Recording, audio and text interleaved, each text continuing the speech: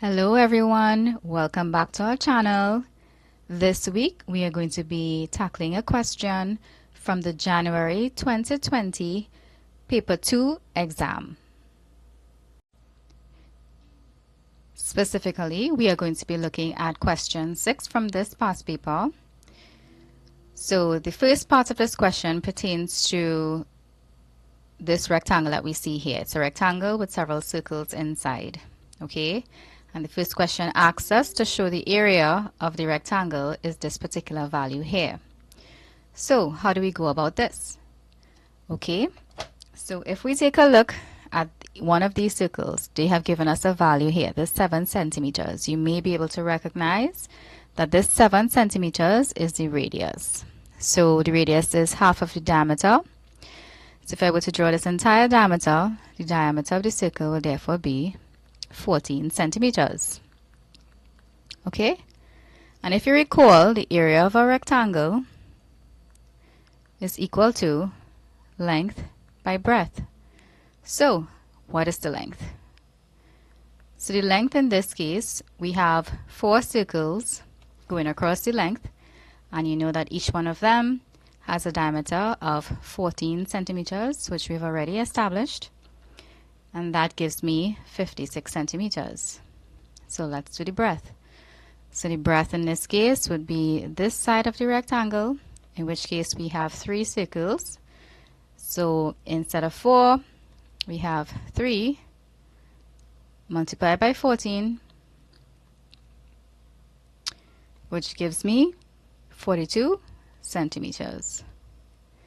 Therefore, the area of this rectangle would be equal to 56 multiplied by 42, length by breadth, which gives us 2,352 centimeters squared,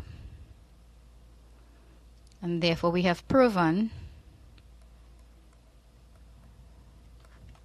that the area of the rectangle is this value here. So for the next part of this question, they asked us to calculate the area of the shaded region and to take pi to be 22 over 7. So let's go back to the diagram.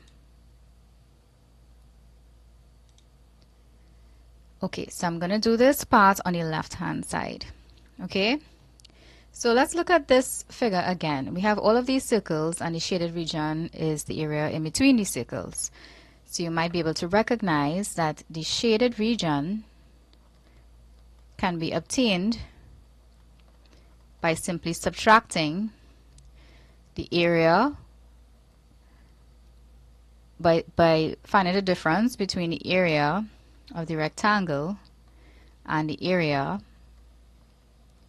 of all of the circles, because it's literally what's left behind is the shaded region if you were to take away all of the circles from this rectangle. Okay, so we already know the area of rectangle. We have already found, and it's 2,352 centimeters squared. So now we just need to get the area of the circles. So how many circles do we have in here? We have 4 by 3, so 12 circles, right? So the total circles is equal to 12. So what about the area of one circle? If you recall, the area of a circle is equal to pi r squared. In this case, as we have already established to the top here, r is equal to 7 centimeters. So this is therefore equal to, they told us to take pi as 22 over 7. You multiply that by 7 squared. Of course, the 7 will cancel to give me 1 7 on the top here, and that gives me 154 centimeters squared. So that's the area of one circle, okay? But we have 12 circles as we have already established. So the total area, the total circle area is equal to 12 multiplied by this 154, the area of one circle, and this gives me 1848 centimeters squared. So now we have everything we need to work out this problem. We have the area of the rectangle, which we have over on the right hand side here, and now we have the area of all of the circles, which we found on the bottom to the left here. So therefore, we can calculate the shaded region now as the difference between these two. So that is equal to 2352 minus 1848, and this gives me 504 centimeters squared. Okay, so moving on to part B of this question, we are given a triangle. They said it's not drawn to scale, with two angles provided, and the first question asks us to state the type of triangle shown above. So if you look at this triangle, these two bottom angles are identical. What that means is that this is an isosceles triangle. This is a feature of isosceles triangle. So they didn't include this here, but usually an isosceles triangle is indicated with these little dash marks on the sides that are equal to each other. Okay, these two sides are equal, and that's why the angle size is equal. So I'm just going to write that in. This is an isosceles triangle. So the next part of this question asks us to determine the value of angle PNM. PNM. So they're asking us to find this angle here, which I'm just going to call x degrees. How do we do that? Well, you may recall that the total angles in a triangle would be 180 degrees. Okay, so if these bottom two angles are 52 each, the angle that we're missing, x, which we let equal to x, will be equal to 180 minus 52 by 2, and this works out to be 76 degrees. So therefore x is 76 degrees. So for the final part of this question, they're asking us to calculate the area of the triangle MNP. Now how do we go about doing this? So let's look at this triangle here. If you recall, the area of a triangle is equal to a half base by height. Okay, since we already have this 12.5 here, I went ahead and made this the base of our triangle. So we're going to say let the base be equal to, let's call it B for short, 12.5 centimeters. So the height, if we let this be equal to the base, would be this line that I've drawn that cuts the angle, this angle 52 degrees here by P, and it reaches the line MN, forming a right angle triangle. Now this right angle triangle has particular relevance. You might recall SOHCAHTOA, which are formulae that apply to right angle triangles, where the sine of an angle is equal to opposite over hypotenuse. The cosine of an angle is adjacent over hypotenuse, and the tan of an angle is opposite over adjacent. So let's look at this triangle right here, because we can look at either one, but we're going to look at this one. So the angle we have is 76 degrees, okay? And we need to find height. So one other thing that's relevant is that, recall, we had said that this triangle here was an isosceles triangle.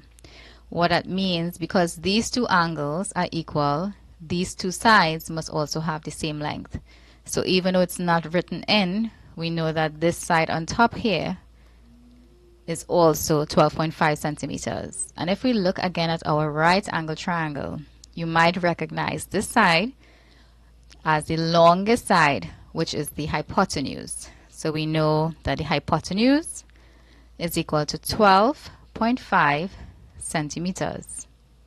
Okay, and we are trying to find the height here, and the height in this case relative to this angle here, the 76 degrees, since it's across from this angle, height in this case would be equal to opposite, and we know and that's what we are trying to find. Okay, so we have opposite involved and we have hypotenuse. So what should we use between SOHCAHTOA? We have three options. So because we want a formula that has opposite and hypotenuse, that indicates that we want to use sine of the angle. In this case, the angle is 76 degrees. I'm going to go ahead and write that in, and that is equal to opposite, because you're looking at this figure here, this abbreviation here, opposite over hypotenuse. So what does this simplify to? So sine 76, let's fill out what we know, is equal to opposite, which is height, which we have already established, over the hypotenuse, and we know the value of the hypotenuse is 12.5. So therefore, we need to rearrange this equation to make height the subject of the formula.